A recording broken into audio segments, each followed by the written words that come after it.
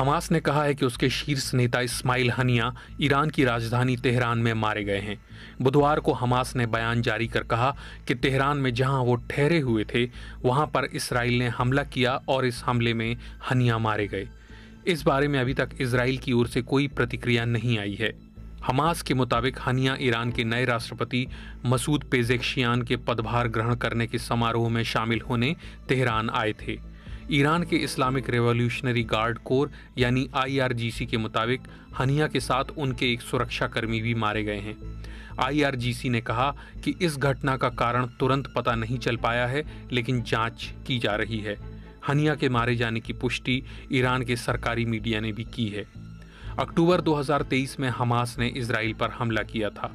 इस हमले में इजराइल के करीब 1200 लोग मारे जा चुके थे। जवाब में इजराइल ने गजा पर सैन्य कार्रवाई शुरू की। इस कार्रवाई में अब तक 38,000 से ज्यादा लोग मारे जा चुके हैं। अप्रैल 2024 में इजराइल ने एक गाड़ी पर 3 मिसाइल दागी थीं। इस हमले में इस्माइल हनिया के 3 बेटे, 3 पोते पोती और 1 ड्राइवर मारे गए थे। इस्माइल हनिया हमास के पॉलिटिकल ब्यूरो के प्रमुख थे। वो फलस्तीनी प्राधिकरण की 10वीं सरकार के प्रधानमंत्री थे। हनिया का उपनाम अबू अल अब्द है।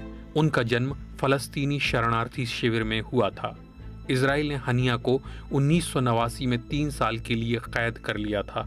इसके बाद उन्हें हमास के कई नेताओं के साथ साथ मार्ज अल जुहूर निर्वासित कर दिया गया था।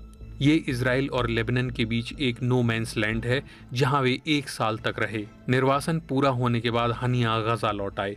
उन्हें 1997 में हमास आंदोलन के आध्यात्मिक नेता शेख अहमद यासीन के कार्यालय का प्रमुख नियुक्त किया गया। इससे उनकी हैसियत बढ़ गई। हमास ने 16 फरवरी 2006 को उन्हें फलस्तीनी प्राधिकरण का प्रधानमंत्री नामित किया था। उन्हें उसी साल 20 फरवरी को नियुक्त भी कर दिया गया था, लेकिन 1 साल बाद ही फलस्तीनी नेशनल अथॉरिटी के प्रमुख महमूद अब्बास ने उन्हें उनके पद से बर्खास्त कर दिया। ऐसा इसलिए किया गया क्योंकि is Al Deen Al क्रासम brigade ने गजा पट्टी पर कब्जा कर लिया था।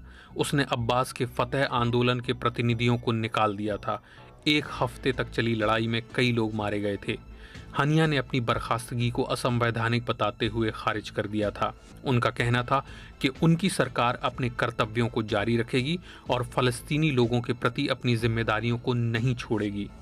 हनिया को 6 मई 2017 को हमास के पॉलिटिकल ब्यूरो का प्रमुख चुना गया था।